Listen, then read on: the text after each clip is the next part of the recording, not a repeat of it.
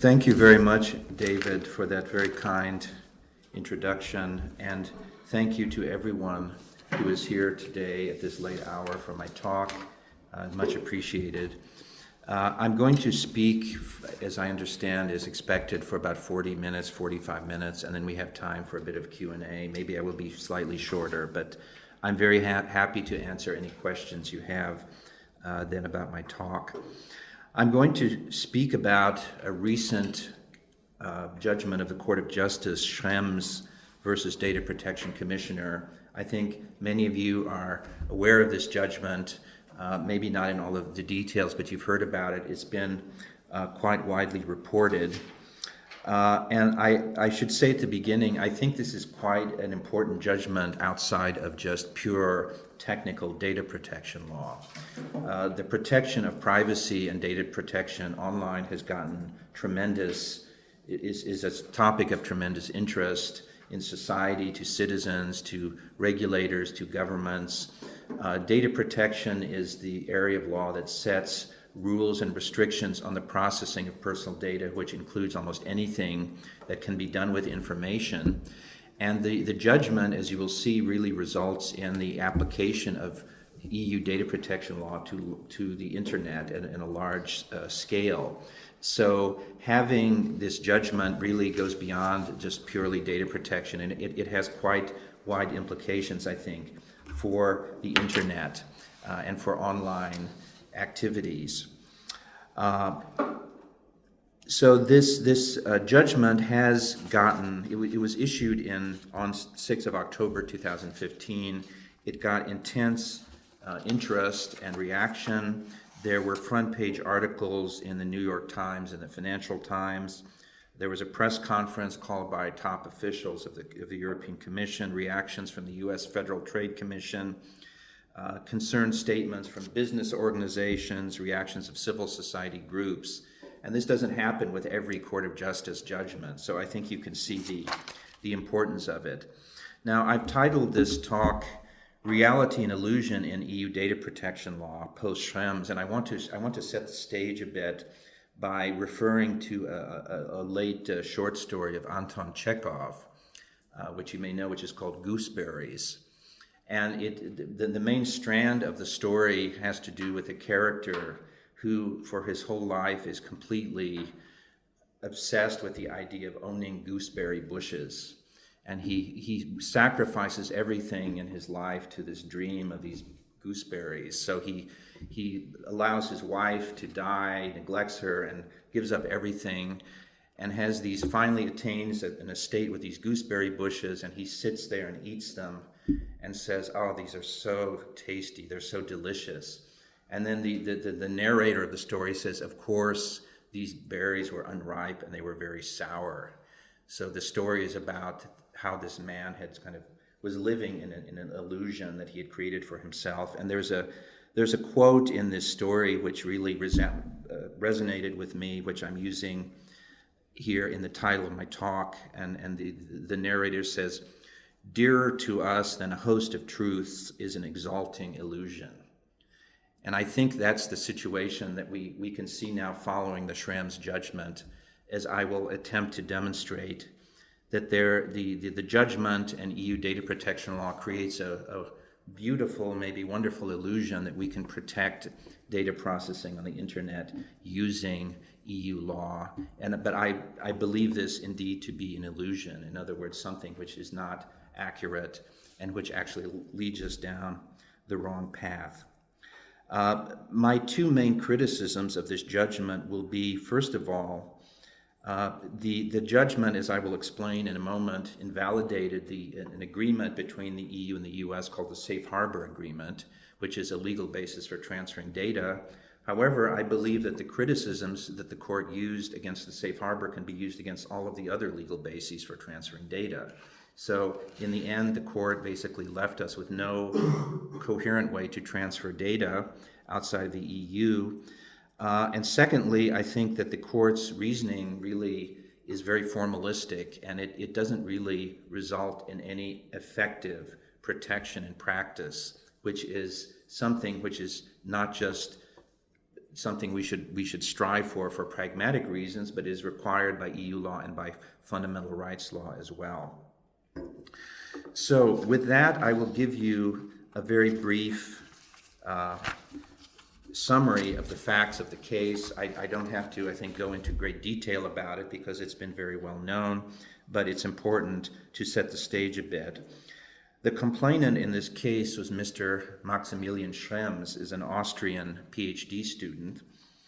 And again, without going into all of the details, I can summarize this by saying that he became concerned about the processing of his data, personal data held by Facebook. He was on Facebook as a member, and he brought several complaints against Facebook, first before the Austrian Data Protection Authority and then to the Irish Data Protection Commissioner, which had jurisdiction apparently over Facebook under EU law.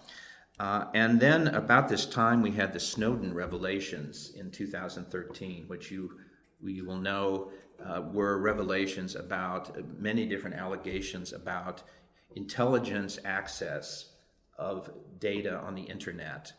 And when I say intelligence access, I mean the intelligence services of different countries, particularly the United States, but also the United States working together with other countries, including the UK. And these revelations were massive. There are many different types of them. Some of them, I think, may be disputed, but others, or maybe most of them, have never been answered, so they're kind of accepted as givens. And based on these revelations, he then brought a number of complaints, but he in particular was challenging the membership by Facebook in the Safe Harbour arrangement. Now, I need to preface this by saying that EU data protection law restricts the transfer of personal data to third countries unless they demonstrate what's called an adequate level of data protection. And this adequate level can be affirmed or ascertained via a formal decision by the European Commission. So a decision that's issued based on EU law, as there are many other commission or decisions of other institutions. And the Safe Harbour is one type of adequacy decision, which in 2000 was affirmed by the Commission as offering adequate protection, but it's been quite controversial over the years and has been subject to a lot of criticism by the European Parliament, by activists, etc. So Mr. Schrems brought suit in Ireland, and one of his allegations was that Safe Harbour cannot provide, in fact, an adequate level of data protection because, he alleged, there's widespread access to data transferred to the U.S. by the U.S. intelligence services. Now, the Safe Harbour is a kind of self-regulatory mechanism which is not mandatory, but it's optional, and U.S.-based companies may join it. And if they join it, they then are obligated to implement certain principles in their data processing practices. And these principles are based to a large part on EU law principles, but they're not identical, and to some extent you could say they're a bit watered down versions of some EU legal principles. Compliance with the Safe Harbour is subject to sanction by the US Federal Trade Commission, or the FTC.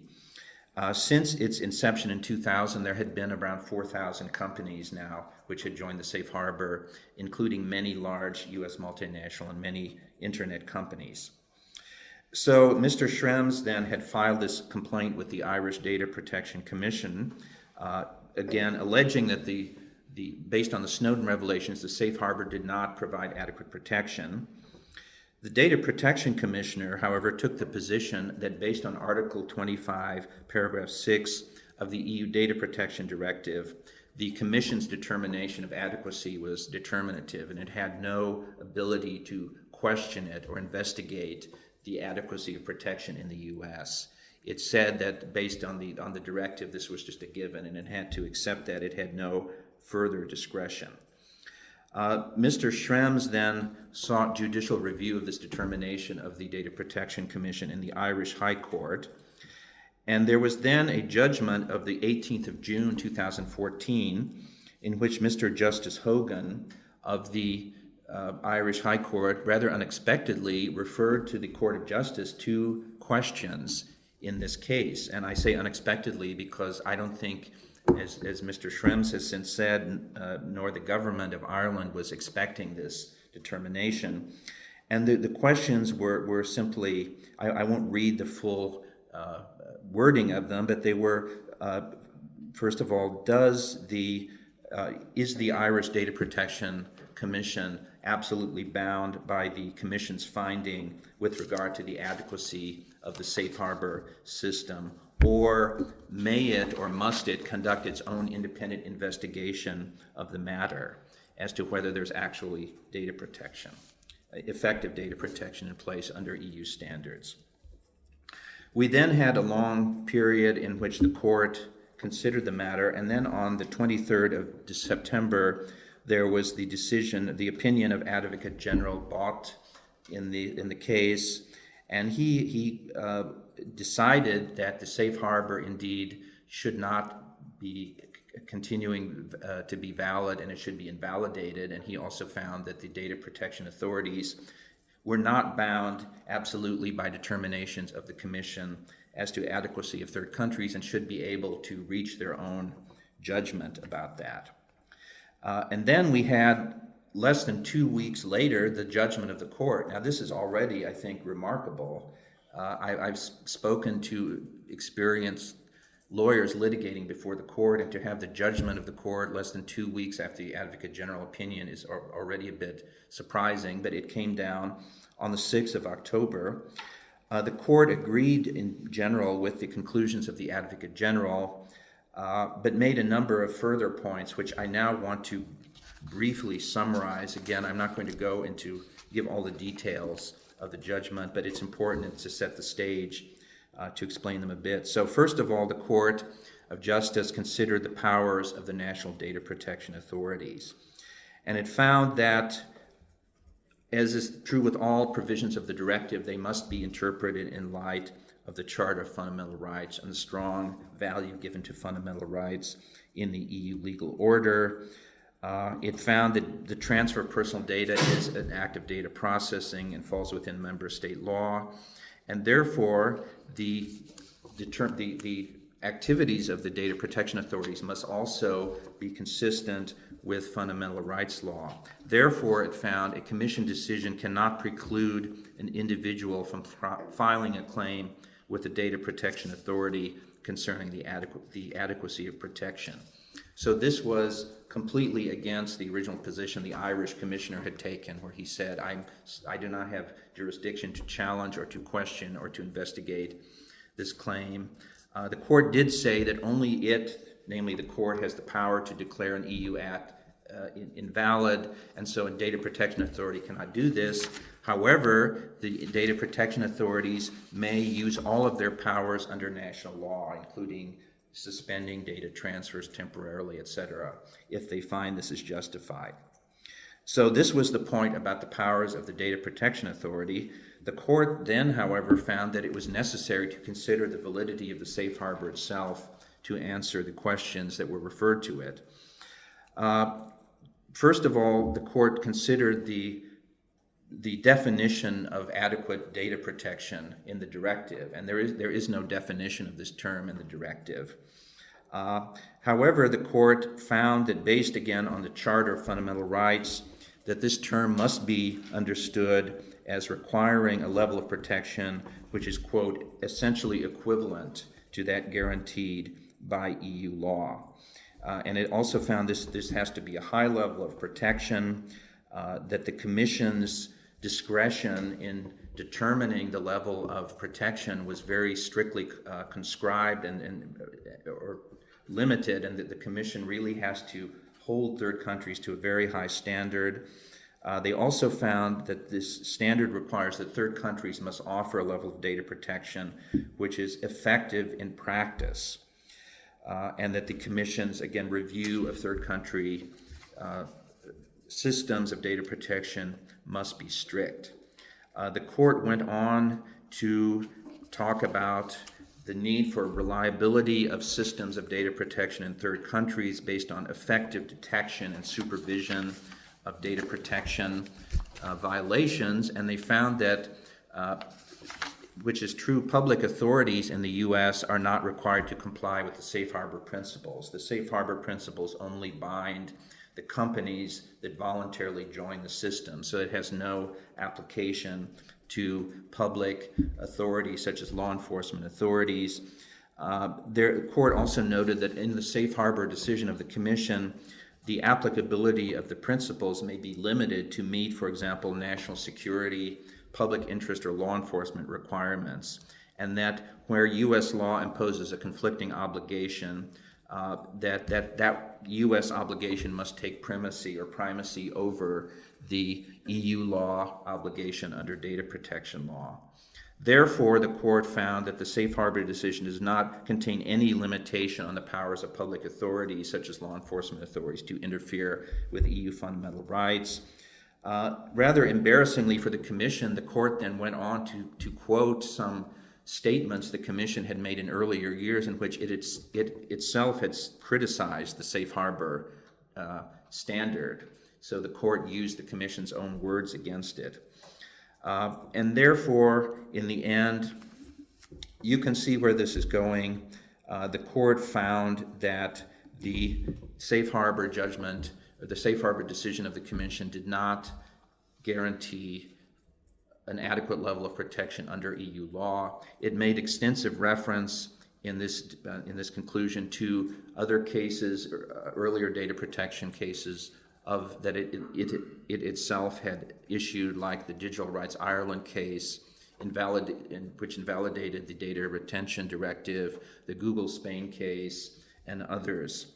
So this is a very strong decision in which the court very strongly affirmed the fundamental right of data protection, and then it held at the end that the safe harbor is invalid, it said. Then there was no grace period here, so it was invalid as of the date of judgment. Now, having described the judgment, I have to say there are many issues that one could discuss. This is a very rich judgment, and every time one goes back to it, one finds all kinds of new, interesting twists and turns. And much of the discussion of it has been really based on the minutiae of the judgment, also under EU law. And there are many interesting EU law issues here. But I'm not going to go into those so much in my talk. I want to talk a little bit at the higher level, what I would call the meta level of this judgment, because I think like any judgment, this has different levels, and you can look at it from the technical positivist level, or you can look at the higher level. Is it coherent? Does it make sense? And this is the level I want to look at. And my contention is that the Schrems judgment has really shone a light for the first time on the EU system of regulating data flows, and that it has shown that the EU legal rules on international data transfers are no longer coherent and can no longer be regarded as coherent and logical. Now, why do I say this? Well, one of the reasons is I believe that the exact criticisms that the court made of the safe harbor can be applied to all of the other legal bases for transferring data. Of course, like any judgment of the court of justice, the court only responds to the questions asked of it, and so its judgment is only, in a formal sense, applies to the safe harbor. However, looking at the other methods for transferring data, I think the same criticisms can be made. Now, under the directive, there are basically three methods of transferring data, or three legal bases, and I want to go through each of these briefly and just describe why this is the case. So the first mechanism is an adequacy decision of the Commission, and this was an example of which the safe harbor is an example. This is a formal decision of the Commission that the U.S. safe harbor system provides adequate protection. Now, since the directive came into effect in 1998, there have been 12 other such decisions involving countries, and then a couple of others involving, for example, passenger name records. But there have not been too many of these decisions.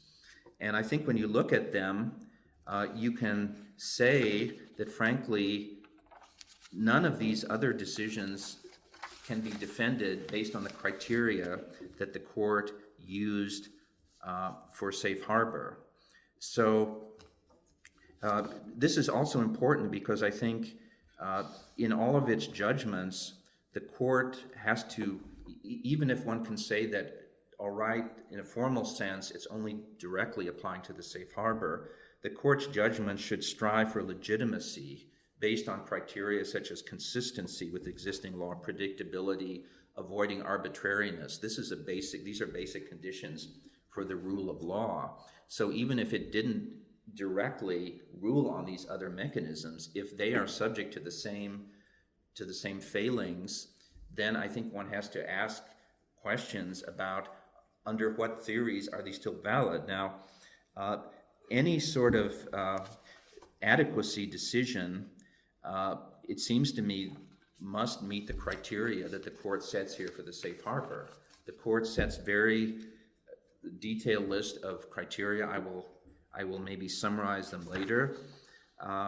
And there are a number of other adequacy decisions which almost leap out at one, where one almost has to question, how can this then be valid? So for example, there is something called the Five Eyes Intelligence Sharing Network, which is apparently a group of countries that share their intelligence gathering quite openly. And this involves the US, Australia, Canada, New Zealand, and the UK.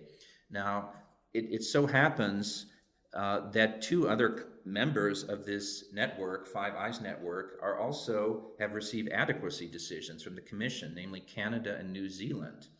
And you would have to ask if the US safe harbor system is inadequate based on the Snowden revelations, and the US intelligence services are working very closely with the intelligence services of these other countries. Doesn't that seem to raise an immediate, obvious question about how can these other countries then also provide adequate protection? There are other states which have very strong, that have received adequacy decisions, have very strong national security systems. For example, Israel is an example there. So it seems to me that under the criteria of the safe harbor, one can raise questions about other countries in general. And in fact, although there hasn't been a great deal of detailed research, I think the research that has been done on intelligence gathering and legal restrictions on intelligence gathering in many countries has shown that there are grave deficiencies in almost all countries with regard to legal restrictions on how they gather intelligence. So probably one could choose almost any country and raise questions about could they actually ever provide adequate protection. Another issue here is the issue of fragmentation, because the court, by almost inviting data protection authorities to make their own views on adequacy decisions, I think will lead to a patchwork of different views as to whether there is adequacy in different countries. Now, this is interesting because the fragmentation of data protection law has been one of the major criticisms of the existing system. It was also one of the reasons the Commission has proposed a regulation now to replace the directive, which will take effect probably in 2018.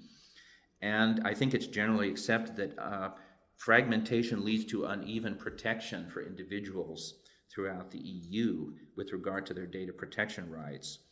So it seems that subjecting adequacy decisions to differing national interpretations has the potential to lower the level of data protection.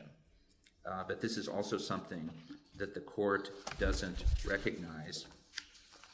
Now, the second of these three alternative mechanisms for transferring data are the so-called derogations from the adequacy requirement. And these are situations where there may not be any adequate protection, but it's still regarded as useful and necessary to allow data transfers. And the most famous probably of these is consent. So even if there's no determination of adequate protection in a country, you may still have your data transferred if you consent for that to be done.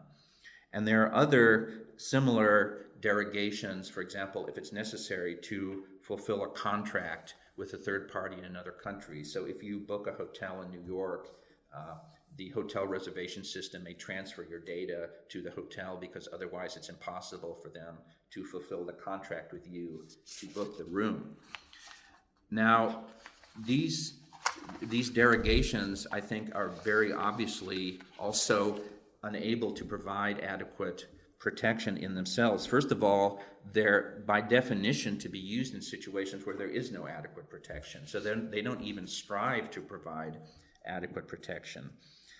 It's also true that the data protection regulators and the European Commission have stated in the past that these derogations must be narrowly construed, as is usually the case in any sort of derogation from a fundamental rights standard. It must be construed narrowly. And the Working Party 29, which is the group of data protection authorities, has also said these may not be used, quote, for repeated or structural data transfers. So it seems to me clear that use of these derogations cannot replace the safe harbor on a large scale, nor can they ever provide protection against access of data by intelligence services. The third of these other mechanisms is what's called in the directive adequate safeguards. And again, this is a situation where there's no adequate protection. However, there are through the use of these safeguards, protection for the data may be created. So the two types of adequate safeguards are first contractual clauses and secondly binding corporate rules. Contractual clauses are signed between the party exporting the data from the EU and the party importing the data in a third country, and they both agree to provide certain protections for the data. Binding corporate rules are internal corporate policies that are adopted by a company or company group in which it obligates itself in a legally binding fashion also to provide protection for the data.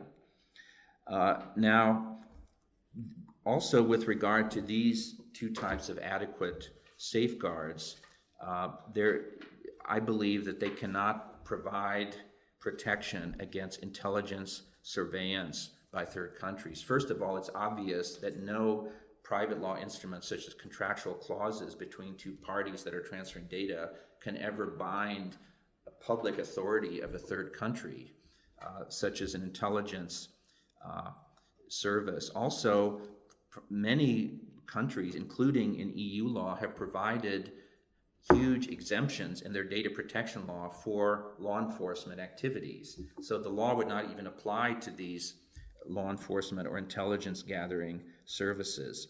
Now, Schrems had argued in his submission to the court that the use of these contractual clauses results in higher protection than the safe harbor, since in the clauses the parties have to accept the jurisdiction of the data protection authorities, and that this gives higher protection. However, it's also true that under the directive, the enforcement jurisdiction of the authorities ends at their national borders, so they have no enforcement power against third country intelligence activities. And it's also true that, for example, that the standard contractual clauses adopted by the European Commission and also binding corporate rules typically include clauses that deal with access to data by law enforcement authorities, and all they require is simply informing of the data protection authorities when there is access. So even on the face of these instruments, they don't provide any sort of effective protection. So I believe that, frankly, none of these other options can suffice to protect data against law enforcement access. Now, I mentioned a moment ago that we have something called the General Data Protection Regulation, the GDPR, which is going to take effect in 2018. It will replace the directive. It will be a regulation, so it will be directly effective without the need for implementation. And you might ask, well, is the situation any better under the GDPR? And I think the answer, unfortunately, has to be no. The GDPR generally adopts the system of mechanisms for transferring data that is contained in the directive with some amendments. So it maintains this system of adequacy determinations, derogations, and adequate protections. There are some other extra methods for transferring data, but none of them really directly address intelligence, surveillance. There is a clause dealing with law enforcement requests for data, but that only requires, again, informing of the regulators. So really the GDPR doesn't deal with this either. So now it's time, having described all this, to kind of come to my conclusions and explain a little more fully why I believe this really has resulted now in a lack of coherence in data transfer regulation. As I said, first of all, I think the criticisms the court made of the safe harbor can apply to all of the other mechanisms for transferring data.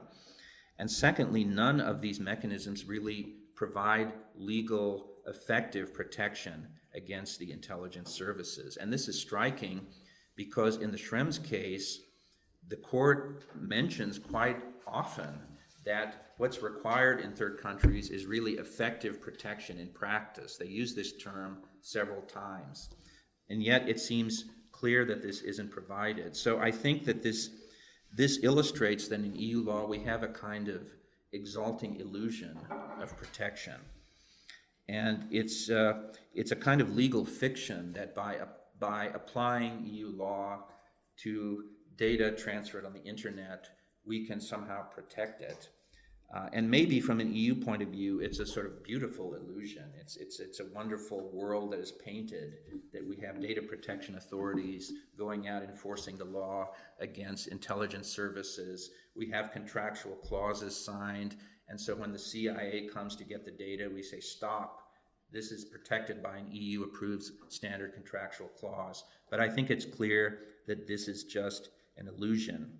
Now, what has been the reaction to this judgment so far to deal with these problems? They fall within two categories. The first I would call legal formalism, and the second I'm calling data localization. Now, what do I mean by legal formalism? Well, right after the judgment, the European Commission held a press conference which included Vice President Timmermans, who's almost the second most powerful man in the Commission, and said, don't worry, the safe harbor may be invalid, but we have these other mechanisms. We have consent, we have standard clauses, etc., to protect your data. And so the approach of the Commission seems to be, don't worry, you can exercise these formalistic steps, you can sign clauses, you can have consent forms where people tick boxes, etc. And it's true, maybe this does, in a formal sense, comply with EU internal requirements, but I think this just becomes a completely self-regarding system of technical protections, which has little to do with providing effective protections in practice. And I've heard of cases of, for example, companies now wanting to sign hundreds of standard contractual clauses to protect their data, so they have some alternative in place after the safe harbor has been invalidated. And I thought to myself, what does this have to do with data protection, signing hundreds of contract clauses? This doesn't have anything to do with data protection as I know. It's a purely formalistic mechanism. And I think we can also look very closely at, for example, the case law of the European Court of Human Rights has always, the Strasbourg Court has always said, to have real protection, there are two steps necessary. The first is a strong normative framework which meets certain criteria, and then there has to be effective protection in practice. It isn't enough to have wonderful statutory language, but then it's not complied with and there's no actual protection. So I think in the EU data protection law, we've concerned ourselves with the first step, but we've almost totally forgotten the second step. I do believe that this is worthy of concern, that we certainly don't want intelligence services accessing our data on a widespread scale, and something should be done to restrain them. But there has to be something that really provides actual protection. It can't just be applying formalistic legal norms when there is no actual protection. Now, the court set a very high standard by which which third country law must meet. And I think, as I will state later on, this is going to be quite a hard standard to meet for third countries. But I think we need to look this very clearly in the eye. If the law is no longer coherent, it's much better to see it for what it is rather than to kind of live in an illusion. The second strategy has been what I call data localization. Now, what this means is, if the problem is providing protection for data transfers outside of the EU, let's just locate data processing in the EU, and then you don't have this problem anymore of providing a legal basis for data transfers. That's the theory of it. Can this provide effective protection against data access by intelligence services? I would say no, it can't, for the first several reasons. First of all, it's obvious that we cannot locate all data processing services in the world in the EU. That's just illusory. There will continue to be the rest of the world, and there will be a lot of data processing services that are based there.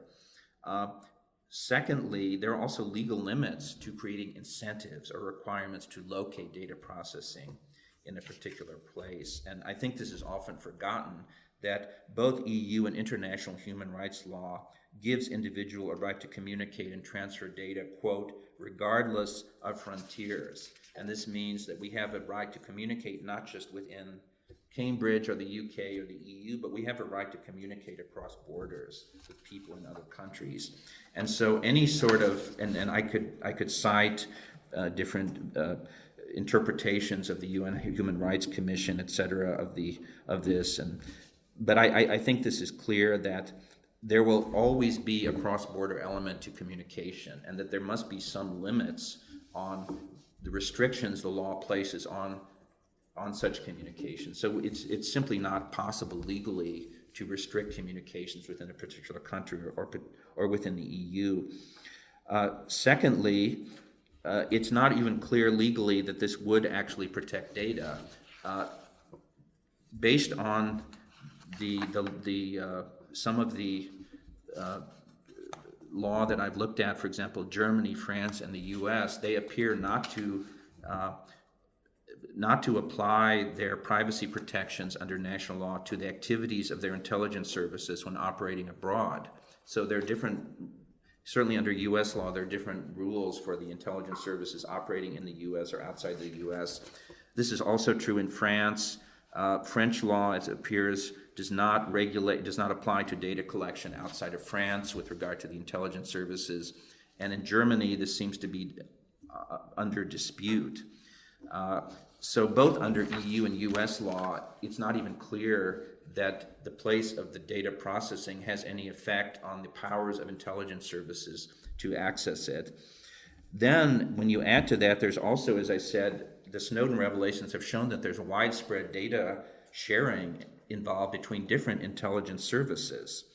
And there's a lot of cooperation going on, and broad data sharing. And this means that the place of the computer where data are actually stored at a particular time may be largely irrelevant to determining whether data are accessed by the intelligence services, because even if one service can access it, they may contact their partner service in the country and say, could you please get this for us and show it to us? That seems to be what's going on, at least based on what we know. Then we have, with regard to the US, this issue about the application of US constitutional protections abroad. There's currently a case under litigation. It's currently in the Second Circuit Court of Appeals in New York involving Microsoft. Microsoft was ordered by a warrant or a subpoena to produce emails of a user of one of its email services, which were stored at its servers in Ireland. Microsoft said to the U.S. government, you may not do this. You have to use the Mutual Legal Assistance Treaty between the U.S. and Ireland, and it has to go through that process. And the government said, no, we don't, because we're not actually going and getting the data from Ireland. We're serving this on you in the U.S., and then it's your problem. You have to get it. So this is now in dispute, and it's before the Second Circuit, and I know Microsoft has made it clear that they're prepared to appeal this to the U.S. Supreme Court if necessary, of course assuming that the Supreme Court would even accept the case, because that's it of course can determine which cases it takes. So, of course, if Microsoft loses this case, then any argument that placing data in Europe will remove it from U.S. intelligence process will disappear. So it seems to me that data localization, while it may be justified for business reasons or technical reasons, is not really providing much protection from a legal point of view. So I think that the Schrems judgment really lays bare the internal contradictions of data transfers under EU law. Now, the former European data protection supervisor, Peter Hustings, had written that international data transfers under the directive are, quote, based on a reasonable degree of pragmatism in order to allow interaction with other parts of the world. Well, the Schrems judgment has, I think, removed any illusion we had that there is any sort of pragmatic accommodation possible between EU law and other parts of the world. I think there's also, frankly, a lot of, part of the problem here has to do with the relation between politics and law, because the underlying disagreements on this issue between the US and the EU really, there's often a political agenda to them. From the EU side, there's a desire to have the US adopt an EU-style data protection framework and to change its law, while the US side would like the EU to make it easier to transfer personal data internationally. And these sort of political disagreements are then clothed in legal terms, but actually all they are arguments that are based on assumptions as to what is the proper system for transferring personal data. So they can't really be separated, I think. I think the legal arguments can't be separated from the underlying political assumptions here, but they're often brought forward as purely legal arguments. We've also seen that data protection law in many legal systems contains derogations and exemptions for national security, and therefore I think simply trying to settle international disputes about the balance between privacy and security by unilateral acts by one legal system are bound to fail. The Schrems judgment shows a court cannot create effective protection outside its borders merely by fiat. And this puts more burden on the law than it can stand, I think, and it will be ineffective, and that will lead to lack of respect for the law. I also think this is interesting. You may be familiar with the famous article by Bradford involving the so-called Brussels effect, whereby the EU tries to extend its regulatory jurisdiction unilaterally, or its standards unilaterally around the world. This is a kind of indirect example of that, I think, because the EU here is not, or maybe a negative example, whereby it wasn't actually having another country adopt its standards, but it withdrew recognition of another country's standards as a way to try to motivate it to change its system. So you might say, well, what is the way forward in all of this? Because data must continue to flow around the world. And in conclusion, I can make a few comments on maybe what the future holds. So clearly, the Court of Justice set a very high standard for third countries to meet with regard to adequacy of data protection. They have the test being essential equivalence to EU law. The court also said this does not mean identical. So there's some sort of small difference between essential equivalence and identical, but I have to say I have trouble seeing what it is. It seems to me saying that your standards must be essentially equivalent comes very close to saying they must be identical, and I don't know really what the difference is. There are a number of factors the court set out as to how a third country's standards must be measured. I'm now in the process of finalizing an article based on my talk, and I will include it in that, and I'll probably put that up on SSRN. I have to say that when you see this list of standards, you might ask, can any country in the world meet all of them, including, frankly, a number of countries in the EU, I think, given the intelligence activities in countries like the UK and France and others. You might ask questions about that. It's also, I think, very difficult given the Snowden revelations, to really find in the U.S. now that there is adequate protection, even though the U.S. and the EU are now trying to negotiate a new kind of safe harbor. But I think that would be very difficult, barring a detailed refutation by the U.S. of these revelations, and that's probably not possible because they don't want to talk about them. At the moment, unfortunately, at the international level, there is no instrument that's global in scope, that's sufficiently detailed and nuanced enough to provide a comprehensive legal framework for data protection. And I think the only way forward is for different regional systems to cooperate and to find some way to exist with each other. The problem here, of course, from the EU point of view, is that there are obstacles to such cooperation, and I refer to such cases, the judgments of the court as CADI, or the famous opinion 213, which have emphasized the autonomous nature of EU law. And it's very hard to see EU fundamental rights law really reaching any sort of accommodation with systems of third countries. So the dispute concerning the safe harbor is, I think, a prime example of legal arguments being politicized. And the issues I've described, I think, are serious here, but they have been obscured by a kind of rights talk, which presents the issues in a black or white way. And I would refer to a statement, a quote here I have by Marty Koskaniemi: rights do not exist as such, fact-like, outside the structure of political deliberation. They are not a limit, but an effect of politics. And I think we can see this very clearly in the safe harbor.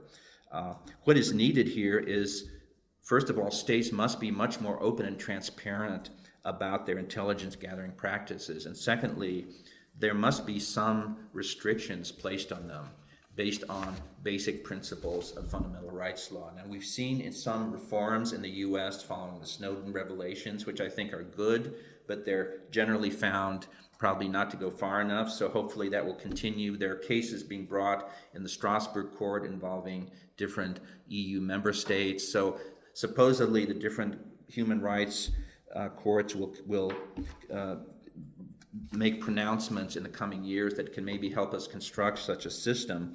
I also think it's crucially important that any regulation of data transfers on the internet move beyond purely formalistic and political measures and legal fictions, and that we find a way to implement actual protection in practice. This is required by EU law and by human rights law, but has been largely ignored by the Court of Justice.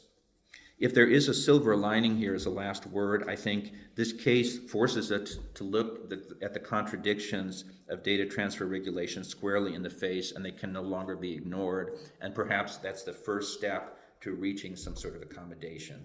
So I think I'm right on my time, and with that, I'll turn the floor back over to David. Thank you.